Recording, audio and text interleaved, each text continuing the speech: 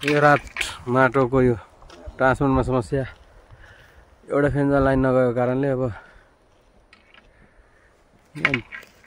डिबीमा तार डढा जस्तो रहेछ। यसो हेर्नु पर्ने। अब हेरेपछि अब साथीले अब चढ्न लागेछ। पोल चढ्नलाई हाम्रो साथी प्रोसेस अगाडि बढाउँदैछ। सेफ्टी बेल्ट अब कमरमा लाउने, ड्याममै चढ्ने हो। अब मर्मतको प्रोसेसको लागि यहाँ चढ्दै हुनुहुन्छ। अब त्यहाँ हेरेपछि के हुने रहेछ, अब समस्या के हो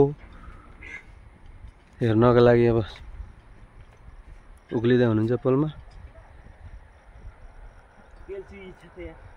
तेल पनि चुइछ।